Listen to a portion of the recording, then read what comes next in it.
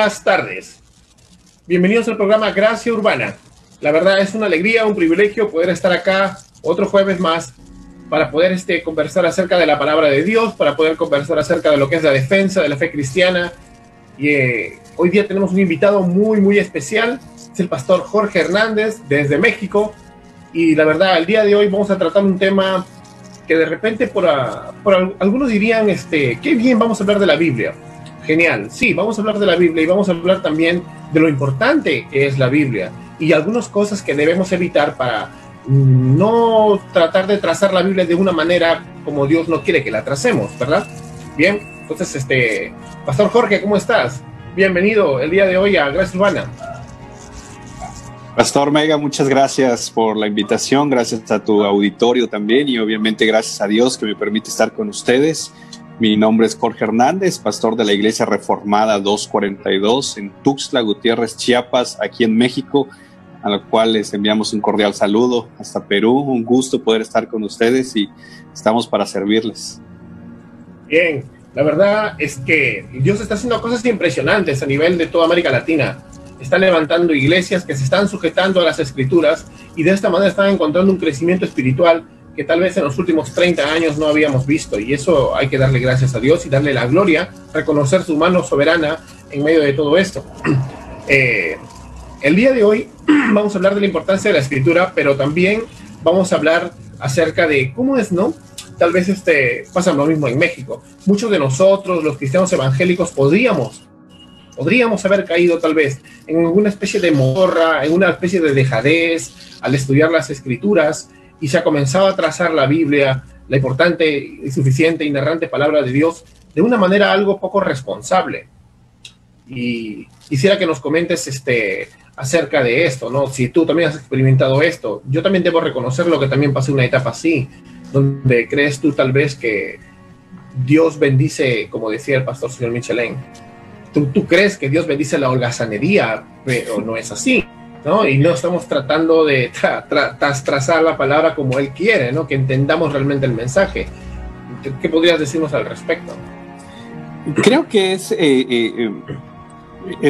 algo que ha pasado en toda Latinoamérica. Hemos conversado con varios hermanos de otros países y coincidimos en esto. Creo que hemos pasado en estas épocas donde nos hemos vuelto analfabetas bíblicos. Nos hemos vuelto flojos, esa es la realidad, que no estamos viendo la palabra, no queremos ver en su contexto y queremos tomar esta dinámica de agarrar la Biblia y un versículo por allá, uno por acá y tener ahí como esas cápsulas que me las tomo en la mañana y la pongo en una taza de café y en una playera y que con esas ir caminando en la vida cristiana, ¿no? Cuando en realidad no es así. Sí, la verdad es sorprendente, ¿no? Porque es como que la palabra que es el poder de Dios para salvación, la palabra que trae transformación, la estamos convirtiendo tal vez en una simple y pequeña terapia, ¿no? Una terapia nada más, como si fuéramos al especialista para que cambie en nosotros ciertos aspectos. Pero si esa palabra no trae transformación, no va a haber transformación. ¿Qué pasa? Que acá, por ejemplo, te cuento, ¿no? Acá en mi país hay lugares donde tú ves una iglesia protestante evangélica cada 2 manzanas dentro de una urbanización o una colonia, como le llaman allá. Una acá, otra acá. Y tú dices, avivamiento, ¿no? ¡Wow! ¿Cuántos evangélicos? Pero en realidad, ¿dónde está el evangelio de los evangélicos? Esas zonas generalmente están plagadas donde más pecado visible, evidente. Entonces, ¿dónde está el avivamiento de los evangélicos? Entonces, a veces sorprende que haya tantas iglesias, pero al mismo tiempo la corrupción haya crecido. Entonces, ¿qué pasó? ¿Qué pasó con el evangelio? ¿Se está predicando entonces realmente el evangelio? ¿Se está trazando la Biblia como se debe? ¿Qué me podrías decir de eso?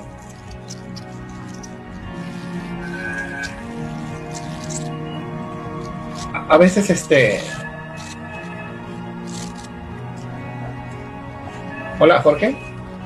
A veces sorprende, la verdad, ¿no? Que estén pasando ese tipo de cosas. Porque cualquiera diría, wow, no, o sea, uno diría, estoy encontrando en esta zona de la ciudad muchas iglesias cristianas, Entonces me imagino que esta debe ser una zona redimida, una zona donde se puede recordar los grandes avivamientos como Gales, como en Norteamérica en el siglo XVIII o XVII, pero cuando llegas no es así. Es porque lamentablemente tal vez no se está trazando la palabra de Dios como es. Sí, fíjate, te cuento muy rápido así algo que pasó aquí nosotros. Cuando estábamos orando por plantar la iglesia, hicimos como un pequeño estudio de contextualización en la ciudad y comenzábamos a ver que sí, de hecho, aquí en México, nuestro estado es considerado el estado con menos católicos a nivel país. Y estadísticamente se habla que hay más no católicos. Ahora, dentro de ese grupo de no católicos se habla de un gran número de evangélicos. Y sí, hay en 2, 3 manzanas hay 5 iglesias, ¿no? Cristianas. Pero cuando te acercas, cuando estás ahí, cuando te paras, entras, estás escuchando, te das cuenta que muchas veces no hay una predicación bíblica, cristocéntrica, el evangelio no está. Y es más, muchas de ellas han surgido por divisiones de y luego se ponen en la siguiente esquina y luego en la siguiente esquina y así. Entonces, al hacer todo este trabajo de contextualización antes de plantar la iglesia, veíamos este proceder, ¿no? De que aparentemente hay un número grande de cristianos, pero que en la vida diaria se traduce de diferente manera y todo, creo yo, recae en no darle lugar a la palabra de Dios que realmente que es la palabra de Dios. Yo siempre lo he puesto de esta manera, ¿no? Y lo hemos compartido en la iglesia.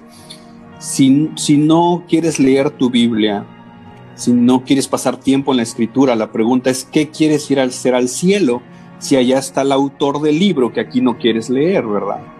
Bueno, es cierto, la verdad. A veces es así, mira. He llegado a escuchar hermanos que seguro con muy buena intención, pero así fueron mal enseñados, que en medio de repente de alguna exhortación con muy buena intención se les llama a volver a las escrituras, a tomar en serio tu trabajo de trazar la palabra de Dios para poder hacer un mensaje, y te dicen, ya comienzas, te ponen en un plan de, bueno, mucha Biblia, y sobre todo cuando tú los corriges con las escrituras en su contexto, dicen la letra mata. ¿Has escuchado esa frase? La letra mata, sacando de contexto. Claro. ¿Y qué puedes decirle a un hermano que te diga la letra mata? Pues bueno, yo creo que ahí también es probada nuestra paciencia, nuestro amor, el mostrar gracia también, porque algunos de nosotros, y yo hablo en primera persona, venimos de ese contexto. Algunos de nosotros venimos también de esos trasfondos donde así nos enseñaron, donde prácticamente la palabra.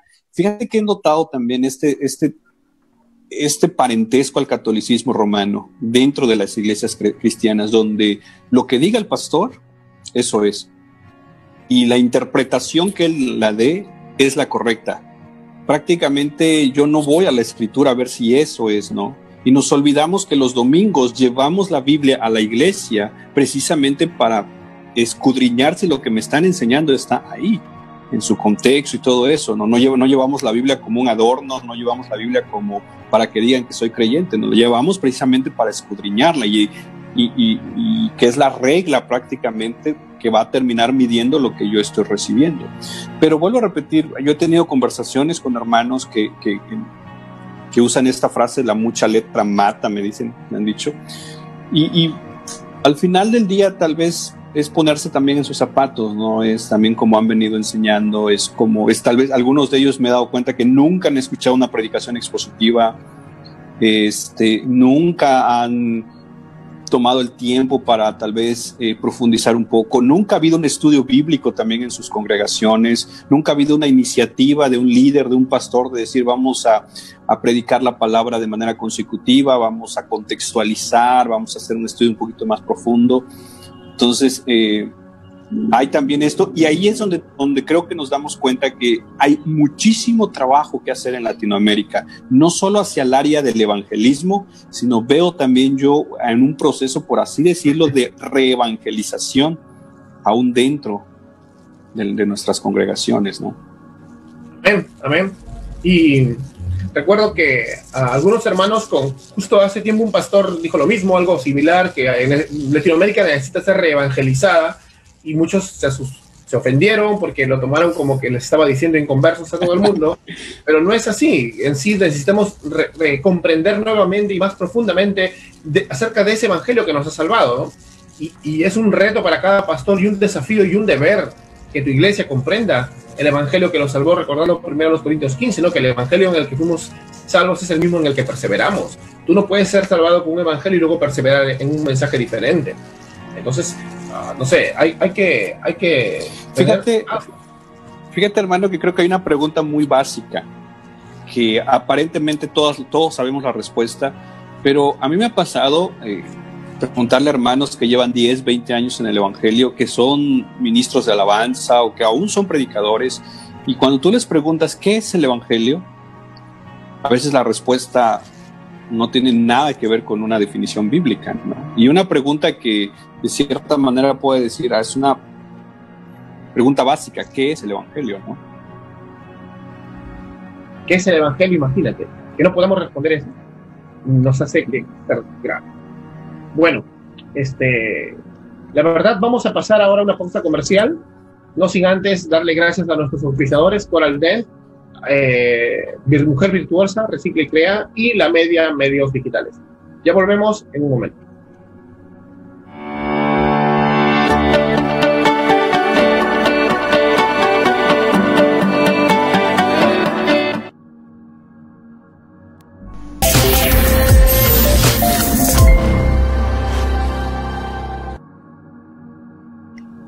Bien, bueno, hermanos, estamos de nuevo en su programa Gracia Urbana. Bueno, vamos a seguir esta interesante charla con el pastor Jorge acerca de estos temas que son vitales para la iglesia cristiana. Recuerda, la importancia de la Biblia es vital. Sin la Biblia no hay cristianismo. Y bueno, le quiero dar las gracias a nuestros auspiciadores, a Coral Dent, a Mujer Virtuosa, Recicla y Crea, y a La Media Medios Digitales. Pastor Jorge, háblanos acerca de la Biblia en sí, en el sentido de que, ¿cuál es la seguridad que tenemos de que la Biblia es una autoridad para nosotros y es suficiente? Pues yo creo que el mejor testimonio es lo que la Biblia dice de sí misma, ¿no? Toda la escritura es inspirada por Dios, dice el apóstol Pablo en el 2 de Timoteo. Pedro también habla de que es la más segura que tenemos. El Salmo 19:7 dice: la ley de Jehová es perfecta, que convierte el alma, el testimonio de Jehová es fiel, que hace sabio al sencillo. Entonces es Dios diciéndonos lo que es su palabra. Es Dios diciéndonos que su palabra no tiene errores, no falla, es inspirada por Él, es infalible, tiene su autoridad.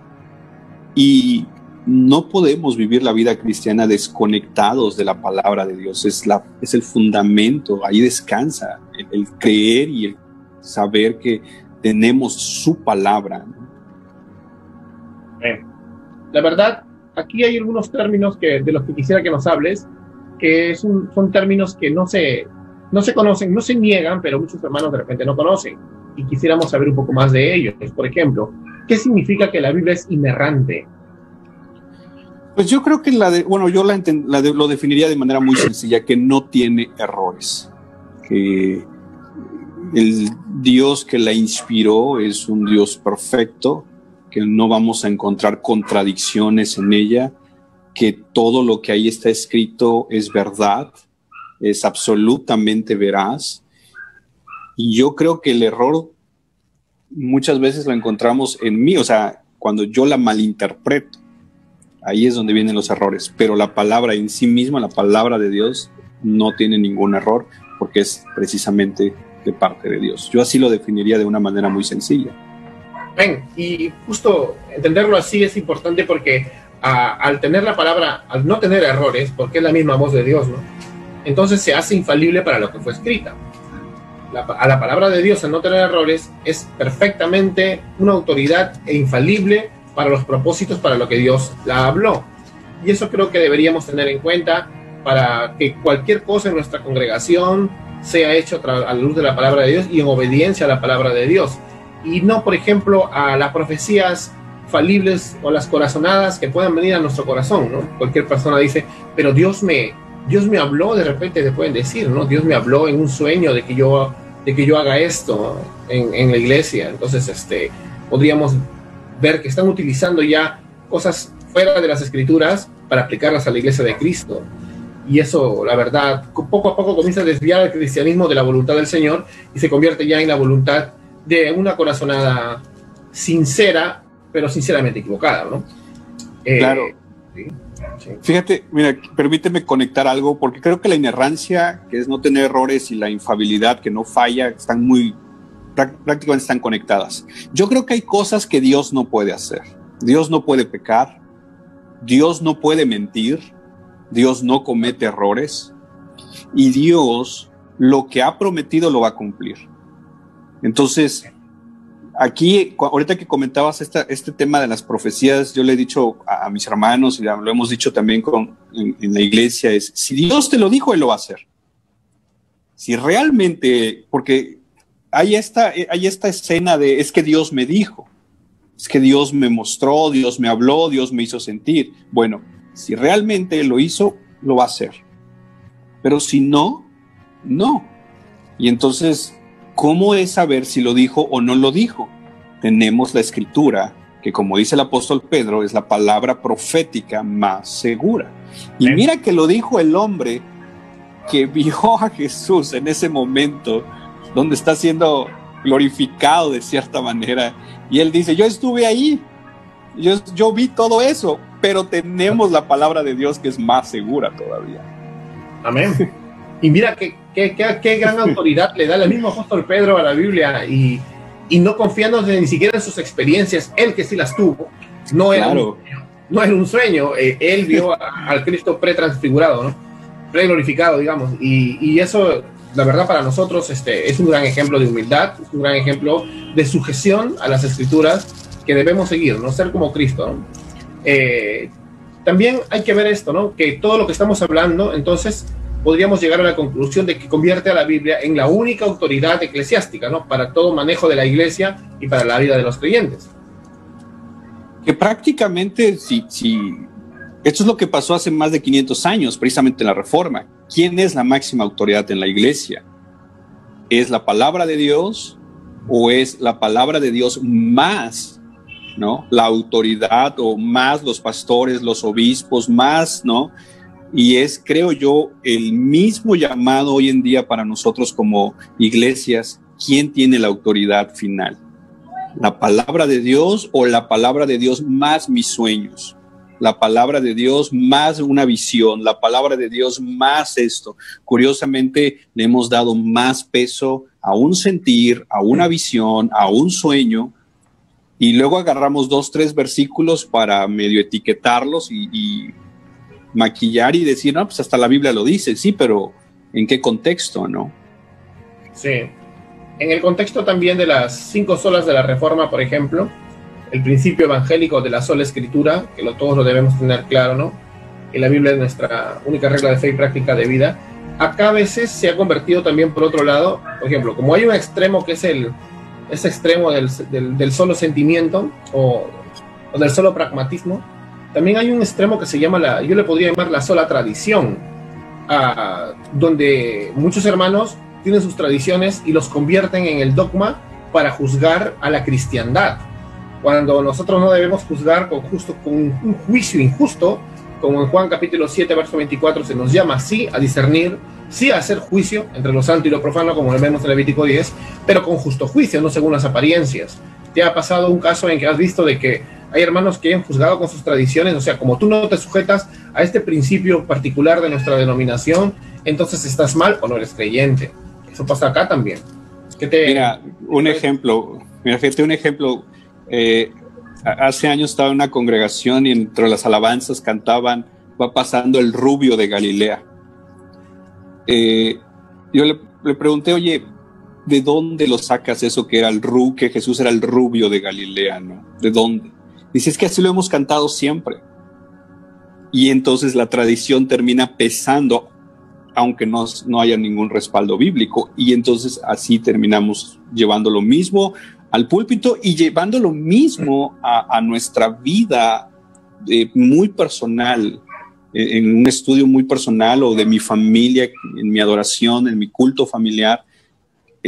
Pesan más mis tradiciones y de hecho yo siempre he dicho esto, le he aconsejado a algunas personas, si te puedes comprar una Biblia de estudio, excelente, hazlo, vale la pena, definitivamente. Pero antes de comprarte una Biblia de estudio, cómprate una Biblia sencilla, sin comentarios, sin concordancias, y pasa tiempo en esa pequeña Biblia. Pasa tiempo en la escritura. Pasa tiempo porque ya venimos muchas veces con esos lentes de la tradición preconcebidos, con ideas preconcebidas, y ya venimos hasta con la interpretación y luego hoy ya no solo es que me dijeron, es que YouTube dice, es que en Facebook lo vi, sí, pero ¿quién lo dice, no? Sí. Y lo peor de todo es que aquí hay, por ejemplo, hermanos, también he visto que, por ejemplo, escuché por ahí, vi que una hermana dijo que la Biblia era polivalente. Nunca había escuchado ningún seminario que enseñen eso, o sea, como si la escritura tuviera varios significados al mismo tiempo. Polivalente, ¿qué es esto? Dije, no puede ser. Por otro lado, entonces, no, o sea, veo que hemos cambiado la sola escritura por un extremo que en realidad le quita la autoridad y se la da simplemente a las emociones y a cualquier significado que tenga, y por otro lado le quita la autoridad y se la da a las tradiciones. Y eso es Mira, fíjate que siento que la pregunta que más daño ha hecho muchas veces, o la frase que más daño ha hecho muchas veces en el estudio bíblico es, para mí este pasaje quiere decir esto, o siento que esto es lo que quiere decir, y entonces tú me dices, bueno, para mí creo que quiere decir eso, bueno, para ti eso, para ti. Creo que no hemos entendido que una cosa es lo que significa, cómo se interpreta y la aplicación, que en la aplicación sí, a ti se te puede aplicar en un área de tu vida, a mí en otra, pero significa lo mismo. Buenas noches significa buenas noches aquí y en Perú, ¿no? Sí. Y eso es bien, mira, acá me acuerdo que una organización para eclesiástica estaba enseñando acerca de estudio inductivo, y yo dije, qué genial, ¿no? Pero a la hora de ver su estudio inductivo, te decía esto, ¿no? Sacaban un pasaje y te decían, cada uno interpreta como quiera. ¿Qué te parece a ti? ¿Y a ti qué te parece? ¿Y a ti qué te parece? Bueno, yo esperaba que tal vez cuando termine todo esto, el que está dirigiendo la reunión diga, bueno, pero en el contexto dice esto, ¿no? Como para que se corrijan todos o se ajusten otros. Lo dejo ahí. O sea, al final, un grupo de jóvenes se va pensando de que para mí significa esto, para mí esto, para mí esto, para mí esto, como si las escrituras fueran el horóscopo o fueran una centuria de Nostradamus que lo puedes interpretar como te da la gana y luego sacarte un significado errado que para ti es cierto. Y eso me he dado cuenta que es parte del subjetivismo que ha entrado a la iglesia, ¿no? Ya la pelota no es la pelota como es para ti redonda y para mí es como Kiko, ¿no? Para mí es cuadrada la pelota. No puede ser, pues. Sí, hermano, definitivamente. Y entonces al final cada quien tiene su propia interpretación, cada quien la ve como quiera, y entonces terminamos cayendo o llegamos a los límites y al rato estamos hablando de cosas hasta herejes. Yo recuerdo estar en una conferencia para varones donde el predicador llegó a decir que el arcángel que aparece en Daniel, creo que es capítulo 9, me parece, no recuerdo bien, estaba peleando y todo, dice, era Jesús. Y a mí no solo me llamó la atención eso, o sea, me llamó la atención que muchos en la sala dijeron amén.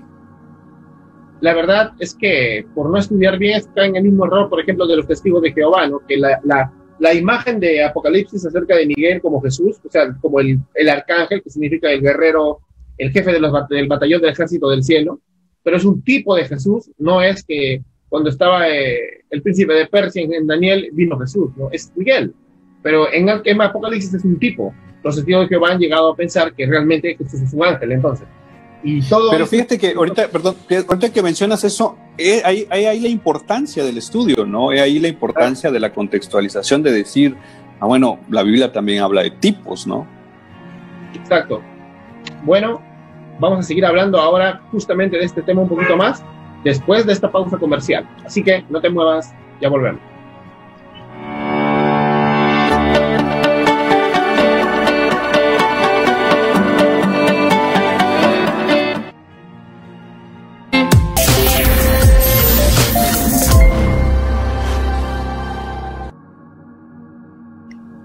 Bien, bueno, hermanos, estamos de nuevo en su programa Gracia Urbana. Bueno, vamos a seguir esta interesante charla con el pastor Jorge acerca de estos temas que son vitales para la iglesia cristiana. Recuerda, la importancia de la Biblia es vital. Sin la Biblia no hay cristianismo. Y bueno, le quiero dar las gracias a los auspiciadores, a Coral Dance, a Mujer Virtuosa, Recicla y Crea, y a la Media Medios Digitales. Pastor Jorge, háblanos acerca de la Biblia en sí, en el sentido de que, ¿cuál es la seguridad que tenemos de que la Biblia es una autoridad para nosotros y es suficiente? Pues yo creo que el mejor testimonio es lo que la Biblia dice de sí misma, ¿no? Toda la escritura es inspirada por Dios, dice el apóstol Pablo en el 2 de Timoteo.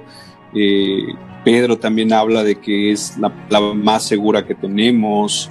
El Salmo 19:7 dice: la ley de Jehová es perfecta, que convierte el alma, el testimonio de Jehová es fiel, que hace sabio al sencillo. Entonces es Dios diciéndonos lo que es su palabra. Es Dios diciéndonos que su palabra no tiene errores, no falla, es inspirada por Él, es infalible, tiene su autoridad. Y no podemos vivir la vida cristiana desconectados de la palabra de Dios. Es el fundamento, ahí descansa el creer y el saber que tenemos su palabra. La verdad, aquí hay algunos términos de los que quisiera que nos hables, que son términos que no se conocen, no se niegan, pero muchos hermanos de repente no conocen, y quisiéramos saber un poco más de ellos. Por ejemplo, ¿qué significa que la Biblia es inerrante? Pues yo creo que lo definiría de manera muy sencilla, que no tiene errores, que el Dios que la inspiró es un Dios perfecto, que no vamos a encontrar contradicciones en ella, que todo lo que ahí está escrito es verdad, es absolutamente veraz. Y yo creo que el error muchas veces lo encontramos en mí, o sea, cuando yo la malinterpreto, ahí es donde vienen los errores. Pero la palabra en sí misma, la palabra de Dios, no tiene ningún error, porque es precisamente de parte de Dios. Yo así lo definiría de una manera muy sencilla. Y justo entenderlo así es importante porque al tener la palabra, al no tener errores, porque es la misma voz de Dios, ¿no? Entonces se hace infalible para lo que fue escrita. A la palabra de Dios, al no tener errores, es perfectamente una autoridad e infalible para los propósitos para lo que Dios la habló. Y eso creo que deberíamos tener en cuenta para que cualquier cosa en nuestra congregación sea hecho a la luz de la palabra de Dios y en obediencia a la palabra de Dios. Y no, por ejemplo, a las profecías falibles o las corazonadas que puedan venir a nuestro corazón, ¿no? Cualquier persona dice, pero Dios me habló, de repente te pueden decir, ¿no? Dios me habló en un sueño de que yo haga esto en la iglesia. Entonces, podríamos ver que están utilizando ya cosas fuera de las escrituras para aplicarlas a la iglesia de Cristo. Y eso, la verdad, poco a poco comienza a desviar el cristianismo de la voluntad del Señor y se convierte ya en la voluntad de una corazonada sincera, pero sinceramente equivocada, ¿no? Claro. Sí. Fíjate, mira, permíteme conectar algo, porque creo que la inerrancia, que es no tener errores, y la infalibilidad, que no falla, prácticamente están conectadas. Yo creo que hay cosas que Dios no puede hacer. Dios no puede pecar, Dios no puede mentir, Dios no comete errores, y Dios lo que ha prometido lo va a cumplir. Entonces, aquí, ahorita que comentabas este tema de las profecías, yo le he dicho a mis hermanos, y lo hemos dicho también en la iglesia, es, si Dios te lo dijo, Él lo va a hacer. Si realmente, porque hay esta escena de, es que Dios me dijo, es que Dios me mostró, Dios me habló, Dios me hizo sentir. Bueno, si realmente Él lo hizo, lo va a hacer. Pero si no, no. Y entonces, ¿cómo es saber si lo dijo o no lo dijo? Tenemos la escritura, que como dice el apóstol Pedro, es la palabra profética más segura. Y mira que lo dijo el hombre que vio a Jesús en ese momento, donde está siendo glorificado de cierta manera. Y él dice, yo estuve ahí, yo vi todo eso, pero tenemos la palabra de Dios que es más segura todavía. Amén. Y mira qué gran autoridad le da el mismo apóstol Pedro a la Biblia, y y no confiando ni siquiera en sus experiencias, él que sí las tuvo, no era, claro, no era un sueño, él vio al Cristo pretransfigurado, ¿no? Preglorificado, digamos, y eso, la verdad, para nosotros es un gran ejemplo de humildad, es un gran ejemplo de sujeción a las escrituras que debemos seguir, no ser como Cristo, ¿no? También hay que ver esto, ¿no? Que todo lo que estamos hablando, entonces, podríamos llegar a la conclusión de que convierte a la Biblia en la única autoridad eclesiástica, ¿no? Para todo manejo de la iglesia y para la vida de los creyentes. Que prácticamente, si esto es lo que pasó hace más de 500 años, precisamente en la Reforma. ¿Quién es la máxima autoridad en la iglesia? ¿Es la palabra de Dios o es la palabra de Dios más, ¿no?, la autoridad, o más los pastores, los obispos, más, ¿no? Y es, creo yo, el mismo llamado hoy en día para nosotros como iglesias. ¿Quién tiene la autoridad final? ¿La palabra de Dios o la palabra de Dios más mis sueños? La palabra de Dios más una visión, la palabra de Dios más esto. Curiosamente, le hemos dado más peso a un sentir, a una visión, a un sueño, y luego agarramos 2, 3 versículos para medio etiquetarlos y maquillar y decir, no, pues hasta la Biblia lo dice, sí, pero ¿en qué contexto, no? Sí. En el contexto también de las 5 solas de la Reforma, por ejemplo, el principio evangélico de la sola escritura, que todos lo debemos tener claro, ¿no? Que la Biblia es nuestra única regla de fe y práctica de vida. Acá a veces se ha convertido también, por otro lado, por ejemplo, como hay un extremo que es ese extremo del solo sentimiento o del solo pragmatismo, también hay un extremo que se llama yo le podría llamar la sola tradición, donde muchos hermanos tienen sus tradiciones y los convierten en el dogma para juzgar a la cristiandad, cuando nosotros no debemos juzgar con un juicio injusto, como en Juan capítulo 7, verso 24, se nos llama sí a discernir, sí a hacer juicio entre lo santo y lo profano, como lo vemos en Levítico 10, pero con justo juicio, no según las apariencias. ¿Te ha pasado un caso en que has visto de que hay hermanos que han juzgado con sus tradiciones? O sea, como tú no te sujetas a este principio particular de nuestra denominación, entonces estás mal o no eres creyente. Eso pasa acá también. Mira, un ejemplo. Hace años estaba en una congregación y entre las alabanzas cantaban "Va pasando el rubio de Galilea". Yo le pregunté, oye, ¿de dónde lo sacas eso que Jesús era el rubio de Galilea, ¿no? ¿De dónde? Dice, es que así lo hemos cantado siempre. Y entonces la tradición termina pesando, aunque no haya ningún respaldo bíblico, y entonces así terminamos llevando lo mismo al púlpito y llevando lo mismo a nuestra vida muy personal, en un estudio muy personal, o de mi familia, en mi adoración, en mi culto familiar. Pesan más mis tradiciones, y de hecho yo siempre he dicho esto, le he aconsejado a algunas personas: si te puedes comprar una Biblia de estudio, excelente, hazlo, vale la pena, definitivamente. Pero antes de comprarte una Biblia de estudio, cómprate una Biblia sencilla, sin comentarios, sin concordancias, y pasa tiempo en esa pequeña Biblia, pasa tiempo en la escritura, pasa tiempo, porque ya venimos muchas veces con esos lentes de la tradición preconcebidos, con ideas preconcebidas, y ya venimos hasta con la interpretación, y luego hoy ya no solo es que me dijeron, es que YouTube dice, es que en Facebook lo vi, sí, pero ¿quién lo dice, no? Sí. Y lo peor de todo es que aquí hay, por ejemplo, hermanos, también he visto que, por ejemplo, escuché por ahí, vi que una hermana dijo que la Biblia era polivalente. Nunca había escuchado ningún seminario que enseñan eso, o sea, como si la escritura tuviera varios significados al mismo tiempo. Polivalente, ¿qué es esto? Dije, no puede ser. Por otro lado, entonces, no, o sea, veo que hemos cambiado la sola escritura por un extremo que en realidad le quita la autoridad y se la da simplemente a las emociones y a cualquier significado que tenga, y por otro lado le quita la autoridad y se la da a las tradiciones.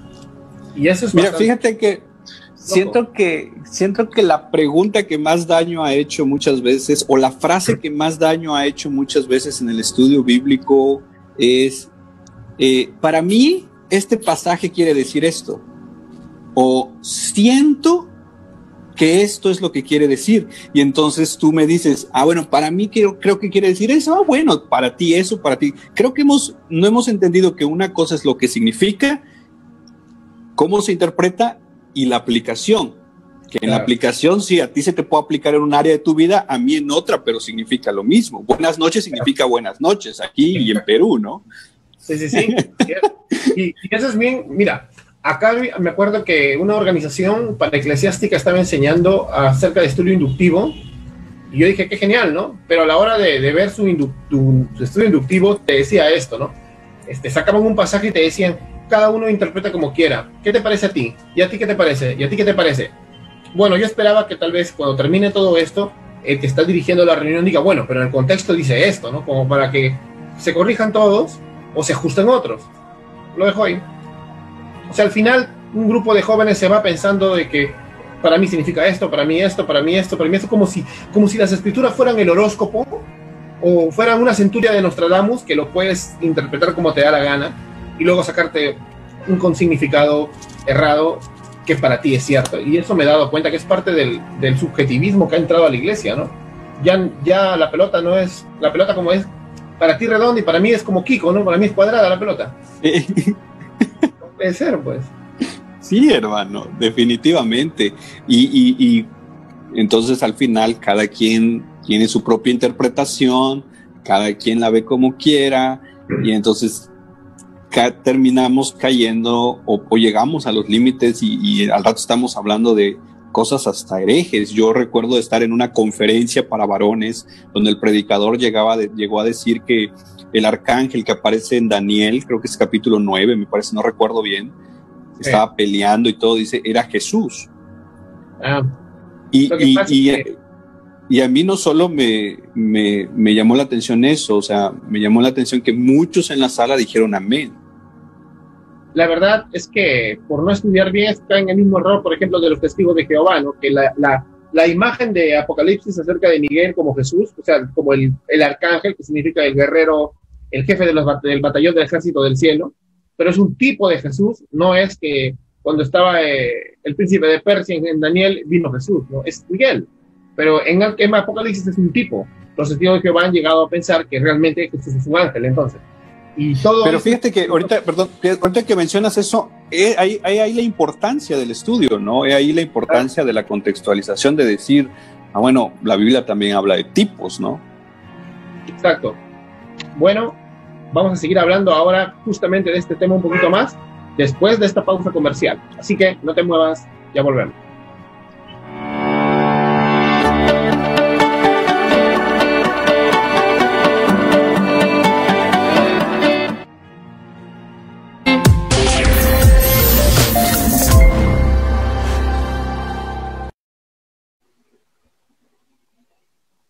Bien, y seguimos entonces, vamos a seguir hablando de las escrituras, está muy interesante la charla, estamos viendo qué importante que es la Biblia realmente, y pues nada, que la verdad no hay forma en que nosotros le quitemos su autoridad y se la demos o a nuestras emociones o a nuestras tradiciones. Es un peligro hacer eso, hermanos, que Dios nos ayude a nunca caer en ese tipo de error. Pero ¿cómo es que caemos en ese tipo de error? Justo estábamos hablando hace un momento con el pastor Jorge, y es cuando tomamos una porción de las escrituras y simplemente hacemos algo que se llama sacarla de contexto. Agarran la escritura, no considerando el contexto histórico, gramatical normal, llano, teológico, y como si fuera una centuria de Nostradamus, le sacas un significado particular que viene o de tu tradición o influenciado por lo que tú crees, por lo que tú quieres que diga también. Hermano, cuéntanos, ¿qué es el contexto de la Biblia y qué es sacar la Biblia de su contexto de una manera un poco que podemos aprender mucho más? ¿Qué opinas de esto también? Yo creo que vuelvo a repetir, en algún momento todos hemos cometido este error, sobre todo cuando vamos comenzando. Pienso en un texto que creo que todos lo conocen, aquel de Filipenses, todo lo puedo en Cristo que me fortalece. Yo puedo sacar ese texto y estar manejando en la calle y veo que el semáforo va a cambiar de amarillo a rojo y acelero porque todo lo puedo en Cristo que me fortalece, ¿no? Puedo estar en una fila, en un comercio y me voy a meter hasta adelante porque todo lo puedo en Cristo que me fortalece. Cuando yo desconozco el contexto, quiero agarrar esa frase y aplicarla en cualquier lado. Lo que hace el contexto es posicionarme en el momento que se escribió, en la forma que se escribió, en las personas que recibieron ese texto, o sea, posicionarme en ese lugar, y me voy a dar cuenta que el todo de la frase realmente no es todo, ¿no? Sí, es cierto. Mira, porque justo el ejemplo que habías puesto es un ejemplo que cuando hace casi 15 años, mira cómo es, ¿no? Cuando todavía estaba viviendo leche espiritual, el Señor me ayudaba mucho, incluso cuando yo mismo me auto, digamos, sometía a ese concepto errado de este texto. Yo mismo pensaba, todo lo puedo en Cristo como fortalece para poder llegar a mis metas en la empresa de ventas en la que estaba. O sea, no entendía que Pablo está hablando en este texto de persecuciones y que él sigue a pesar de todo eso en la fe, y que él se ha fortalecido en su fe a pesar de. Pero no, yo decía, como yo todo lo puedo en Cristo que me fortalece, yo voy a llegar a ser uno de los mejores vendedores. Yo trabajaba en ventas de consumo masivo, y cuando llegaba a mis cuotas de ventas decía, gloria a Dios, porque todo lo pude en Cristo que me fortalece. Y yo mismo me lo aplicaba. Luego algunos amigos míos igual. Incluso tenía amigos que así que, no sé, se parecían a un predicador que hace 10 años dijo, hagamos trampa, ¿no? Me dijo de que, me acuerdo que en una célula de jóvenes dijo que en su testimonio de cómo le fue en la semana, que dijo que había venido, él había llegado tarde, no había estudiado, pero le pidió al Señor que todo podía en él porque él lo iba a fortalecer, y le permitió plagiar, le permitió copiarse, y porque todo lo puede en Cristo como me fortalece, ahora Dios apoya al plagio. Y luego, mira, ajá, dime. No, y lo peor es que nosotros en la célula decíamos, qué bueno, imagínate. Sí, y el error que cuando yo voy al púlpito y predico siguiendo este mismo ejemplo y quiero aplicar a todas las áreas de la vida, puede que hay en la congregación un hermano o una hermana que va a salir con esta idea y entonces se va a enfrentar en la semana con una situación difícil y ella va a decir, pero el pastor dijo que todo lo podemos, y quiere aplicar eso y la realidad le va a decir otra cosa, y curiosamente esa persona no va a decir, oye, el pastor predicó mal, no, va a decir, Dios me falló. Ese es el mayor problema cuando estamos predicando textos fuera de contexto. Recuerdo alguna vez ver así muy rápido a un boxeador que en su calzoncillo decía aquel texto de es mejor dar que recibir. No puede ser, en serio, no puede ser.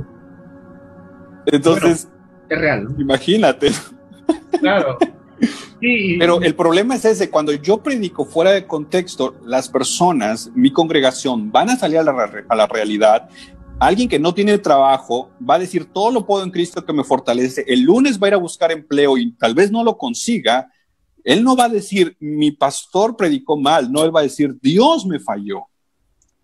Ese es el problema. Claro, o sea, o como otros hermanos, no sé, de repente también nos pasó en esa etapa que vivíamos ese tipo de cristianismo. Piensas que Dios no te ama, o que debes estar fallando, o que tienes pecado escondido porque Dios bendice a otros y a mí no. O que no has dado suficiente ofrenda. Exacto, también comienzan a somatizarse de esa manera. Y es terrible, la verdad. Porque algo que yo sí entendí, y a veces lo predico en mi congregación, siempre lo dejo claro, es que si tú tomas un texto de la Biblia y lo interpretas de una manera que no tiene nada que ver con el contexto, le estás haciendo decir a Dios algo que él pues no dijo nada, él no lo dijo, y tú estás haciéndole decir a él algo que no dijo. A nadie le gusta que pongan palabras en su boca, menos que tergiversen nuestras palabras. No nos gusta para luego decir algo que no hemos dicho, o poner un concepto en nosotros que nunca tuvimos. Pues yo creo que a Dios mucho menos le va a gustar que alguien agregue o quite algo de lo que él ha dicho, o que alguien tome lo que él ha dicho y diga algo que no dijo, ¿verdad? Sí, es como si, por ejemplo, alguien tomara solamente una pequeña porción de este programa y lo pusiera en las redes sociales y dijera, el pastor Jorge, el pastor Mega, mira lo que dijeron. Sí. Con un pequeño video de 10 segundos, y normalmente somos muy rápidos para creer eso.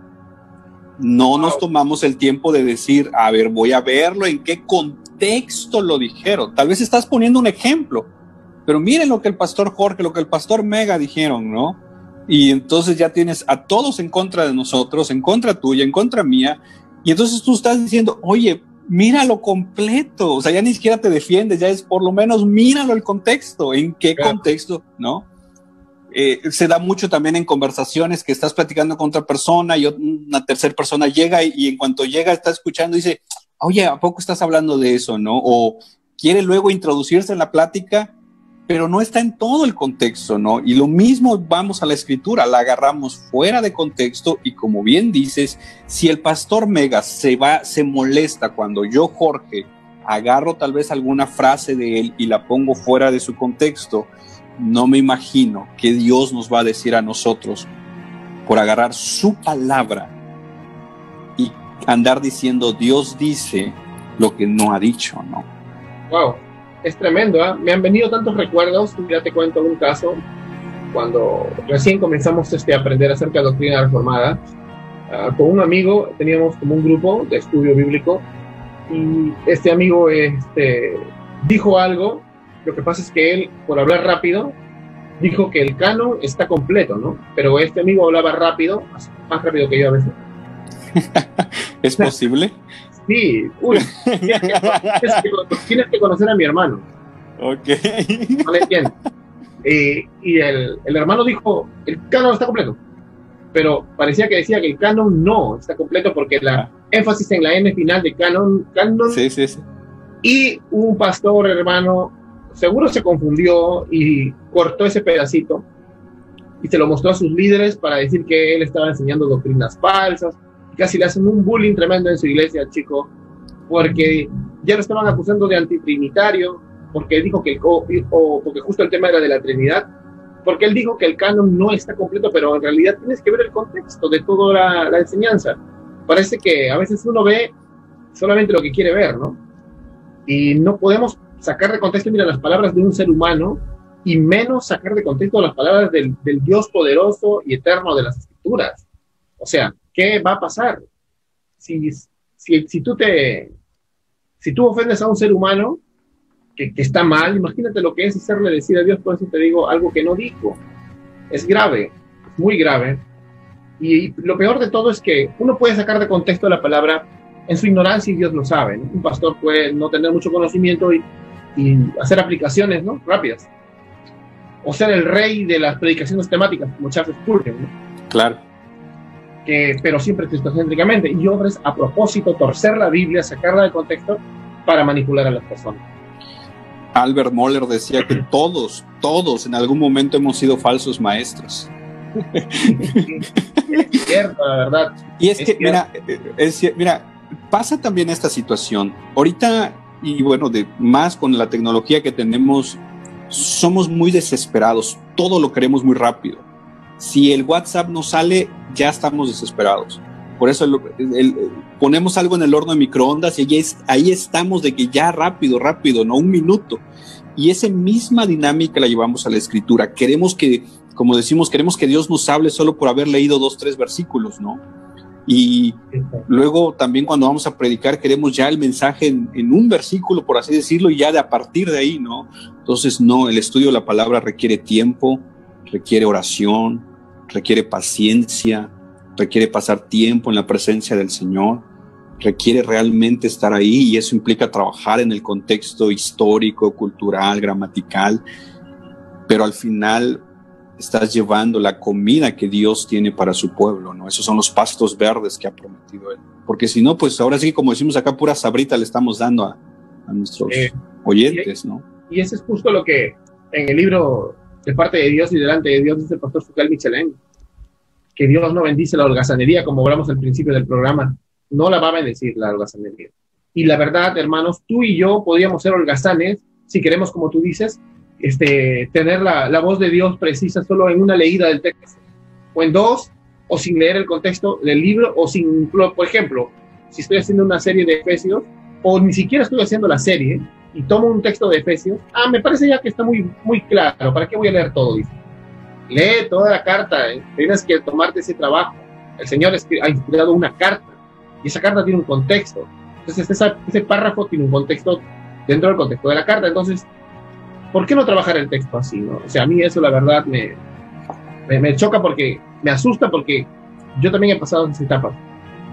Y sé que hay cosa de corregirnos, ¿no? De arrepentirnos delante de Dios y decirle, más bien quiero aprender más, Señor, quiero que me hables realmente a través de tu palabra. Y fíjate, hermano, que creo también, porque puede ser que uno de que nos esté escuchando pueda decir, pero pues tú tienes los medios, tú tienes los libros, pero bueno, de entrada, si has nacido de nuevo, tienes al Espíritu Santo. Él va a guiarte a la verdad, número uno. Número dos, creo que hay una regla de interpretación en la que estamos de acuerdo. La Biblia interpreta la Biblia misma. Tienes ahí de dónde tú mismo ir e ir preparando todo ese contexto, ¿no? Y amén. Creo yo que si tienes acceso, tal vez a un cibercafé o alguna internet, tienes acceso a muchísimo material. Y creo que tú puedes ahí con el contexto de Perú guiarlos y creo que les has dado información de dónde pueden. Y muchos de nosotros necesitamos ser humildes. Muchos de nosotros necesitamos quitar ese orgullo de creer que lo podemos y poder ser humildes y decir, Pastor Mega, fíjate que ayúdame, enséñame, quiero aprender. El problema de muchos de nosotros es el orgullo, que no queremos que otro nos enseñe, porque ya llevo 20 años en el ministerio. Pasa, pero debemos de ser humildes, ¿no? Amén. Vamos a darle gracias a nuestros auspiciadores, a Coral Dent, Centro Odontológico, Mujer Virtuosa, Recicla y Crea, y la Media Medios Digitales. Vamos a ir a una pausa comercial y vamos a venir con consejos para todo pastor sincero que quiere trazar la palabra. Ya volvemos.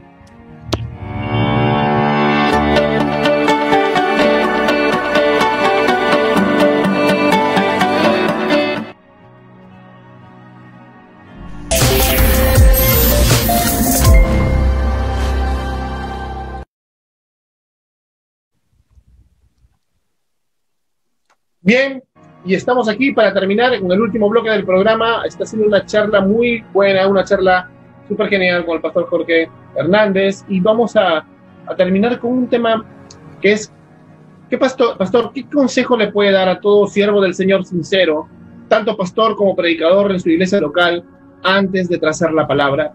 ¿Qué consejos, qué advertencias también para el corazón de todos los pastores que queremos darle la gloria a Dios en este ministerio de la predicación?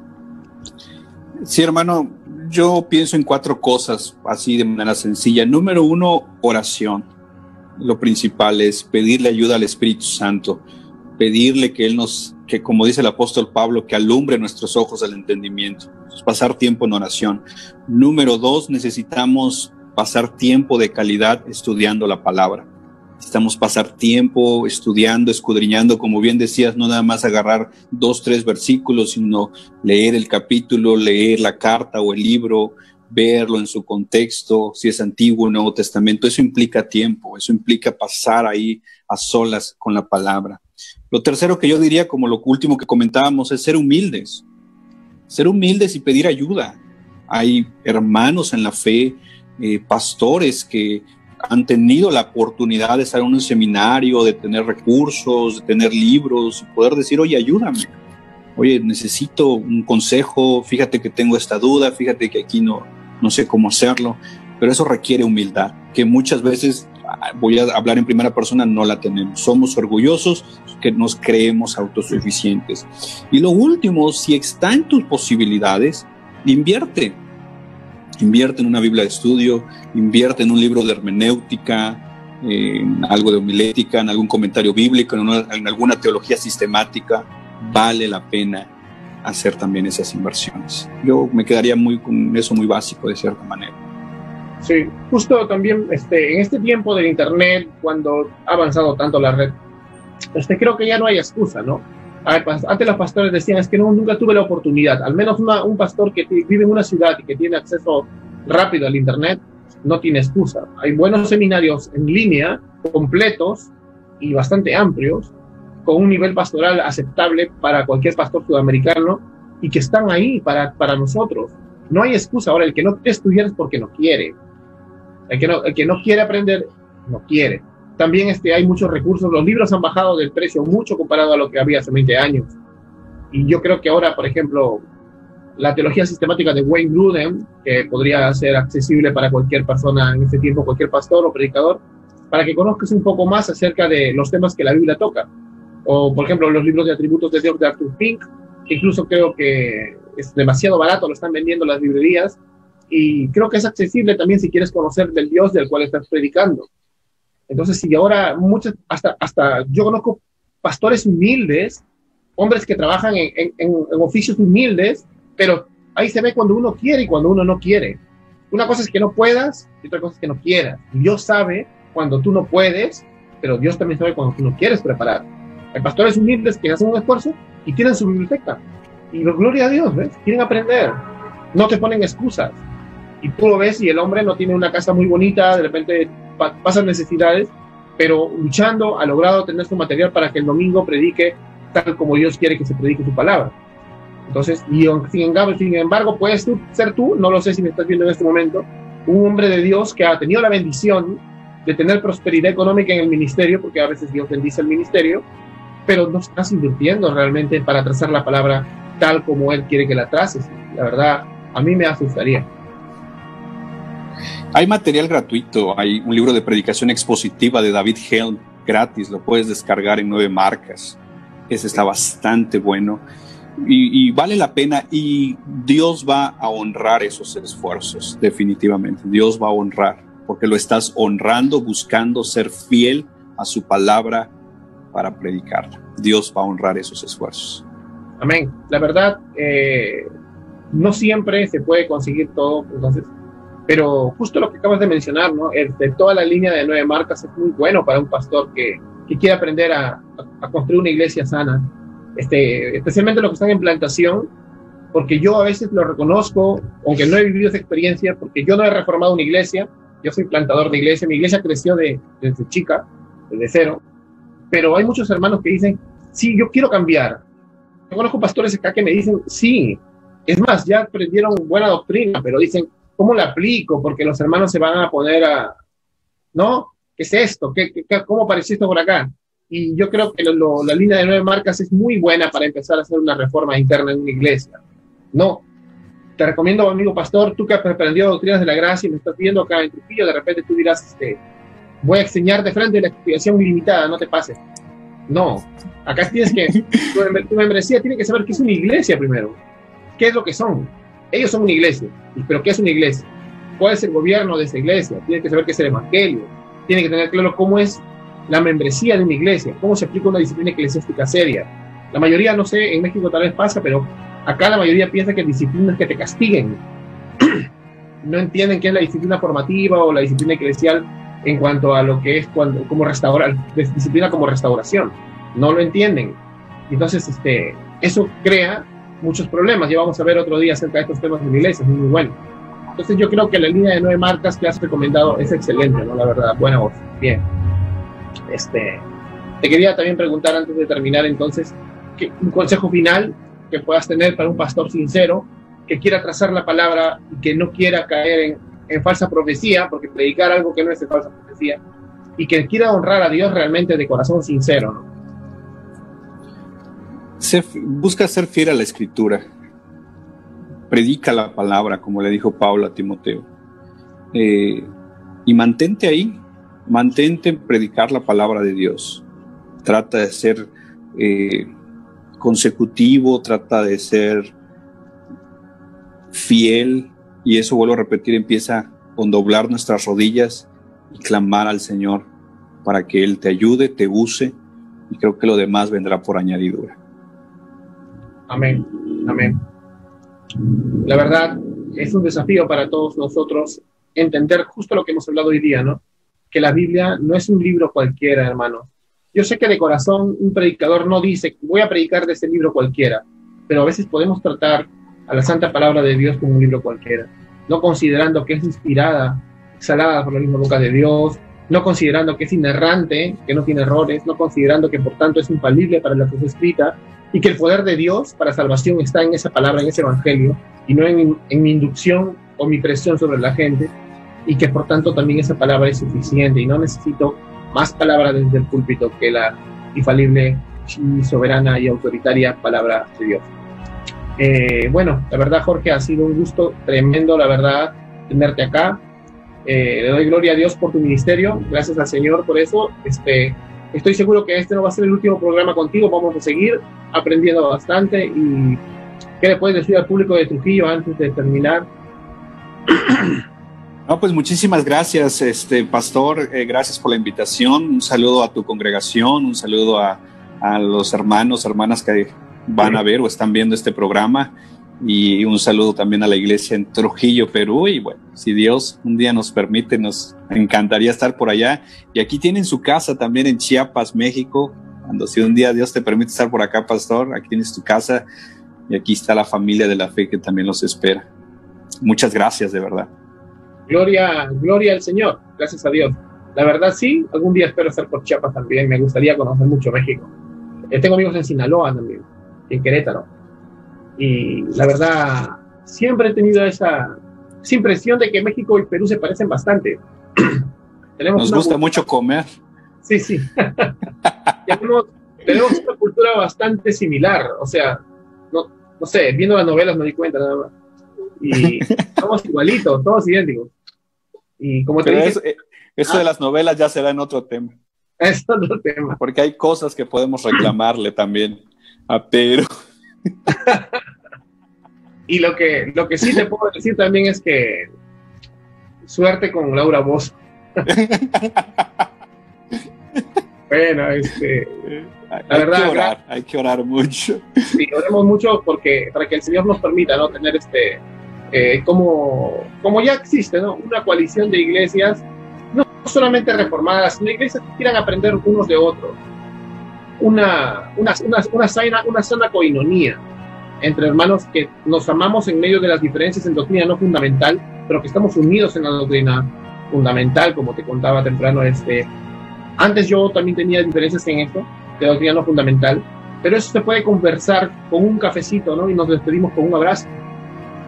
Sin embargo, no estamos preocupándonos de repente cómo entra el liberalismo teológico, el modernismo, aquellos que niegan realmente todo lo que hemos hablado hoy día. La inspiración plenaria, niegan la inerrancia, niegan la infalibilidad, por tanto niegan la soberanía, niegan la autoridad y niegan la suficiencia. Sí. Entonces, sabiendo eso, no tenemos ya tiempo para estar enemistándonos como cuerpo de Cristo y por tanto desobedeciendo a Dios por temas no fundamentales, ¿no? Debemos orar para que el Señor traiga una iglesia de sana doctrina, pero unida en Latinoamérica. Los otros temas son para después. Claro. Es más, creo que son para después, pero con amor. No es para pelear después. No es una tregua, no es una tregua contra el enemigo. Más tarde te voy a matar, ahorita todavía. No. Entonces, eso demuestra más bien la inmadurez en la que todavía estamos viviendo. Pero yo sé que el Señor va a ser bueno y va a permitir que crezcamos en la fe. Amén, mi hermano. Amén. Bueno, para terminar, quiero darle las gracias una vez más a nuestros auspiciadores, a Coral Ten, el Centro Odontológico, a Mujer Virtuosa, Recicla y Crea, y a la Media, Medios Digitales. Esto ha sido tu programa Gracia Urbana. Gracias, Pastor Jorge. Que Dios te bendiga. Que Dios los bendiga. Muchas gracias. Gracias a Dios. Y que Dios bendiga a todo su pueblo aquí en la ciudad de Trujillo y donde quiera que puedan ver este programa. Nos vemos el próximo jueves. Hasta la próxima.